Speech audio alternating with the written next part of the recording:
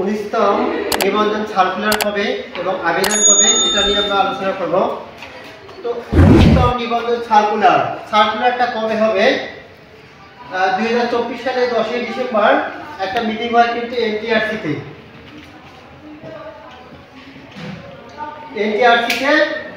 এই তারিখটাতে একটা মিটিং হয়।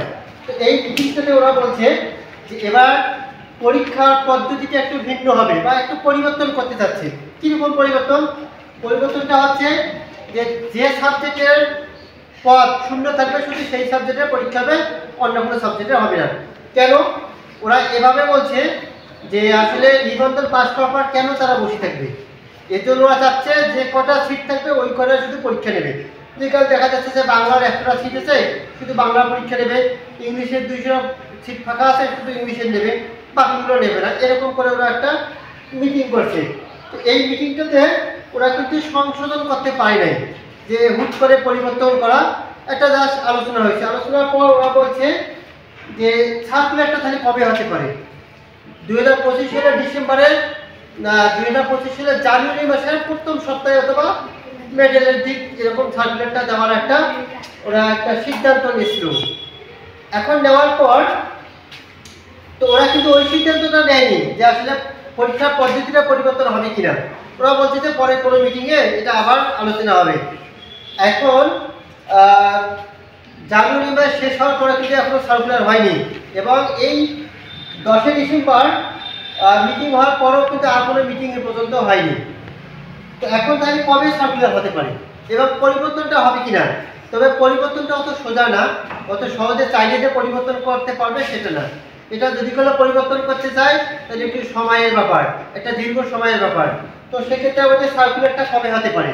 সার্কুলারটা যেহেতু আমাদের জানুয়ারি মাস শেষ, এখন ফেব্রুয়ারি মাস পড়েছে, তো এই ফেব্রুয়ারি মাসের শেষের দিকে সার্কুলারটা হওয়ার সম্ভাবনা আছে।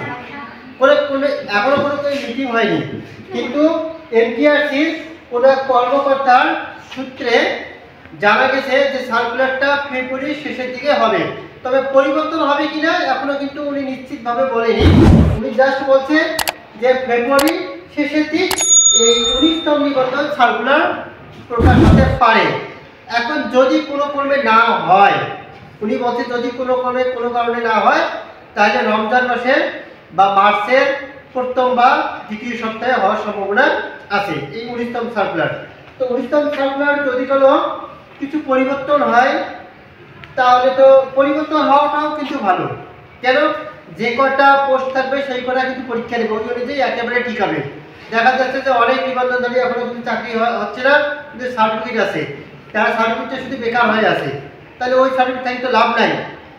তাহলে এই 19তম সার্কুলারে যদি কারো পরিবর্তন হয় তাহলে দেখা যাচ্ছে যে যারা 19তমে পাস করবে তাদের সবারই চাকরি হবে। এজন্যই 19তম সার্কুলারে যারা 19তম সার্কুলার টার্গেটে আছেন তো অবশ্যই এখন থেকে করতে হবে। বিশেষ করে পিডিতে যদি কেউ পাস করতে পারো রিটার্ন তো হচ্ছে সাবজেক্ট ওয়ারি, তো রিটার্নটা অবশ্যই এখন থেকে মনোযোগ নিয়ে করতে হবে, তাহলে কিন্তু রিটার্ন টিকা সম্ভব, তাছাড়া সম্ভব না। তো আমরা 19তম সার্কুলার তাহলে আমাদের কবে হতে পারে? ফেব্রুয়ারি শেষের সপ্তাহে অথবা মার্চের প্রথম অথবা দ্বিতীয় সপ্তাহে যে কোনো সময় আমাদের 19তম সার্কুলার হতে পারে। তো এই জন্য আমরা এখন থেকে প্রস্তুতি থাকবো বা প্রস্তুতি নিয়ে থাকবো যে যখনই আমাদের সার্কুলার হবে তখন আমরা কি আবেদন করবো এবং আমাদের পরীক্ষার জন্য এখন থেকে প্রিপারেশন নেব। তো আশা করা যাচ্ছে ফেব্রুয়ারি অথবা মার্চে 19তম সার্কুলার প্রকাশ হবে।